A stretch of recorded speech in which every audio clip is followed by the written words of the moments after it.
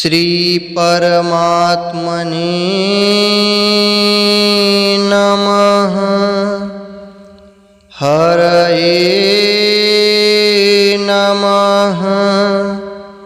श्री गुरुचरण कमलेभ्यो नमः।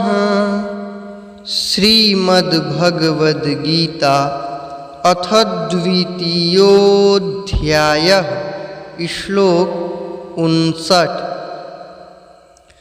विषया विनिवर्तन्ते निराहारस्य देहिनः रसवर्जं रसोऽप्यस्य परं दृष्ट्वा निवर्तते।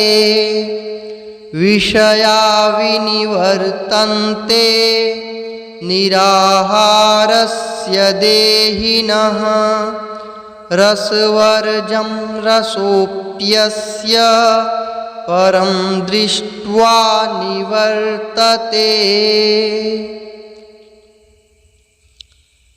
अर्थ: इंद्रियों के द्वारा विषयों को ग्रहण न करने वाले पुरुष के भी केवल विषय तो निवृत्त हो जाते हैं, परंतु उनमें रहने वाली आसक्ति निवृत्त नहीं होती।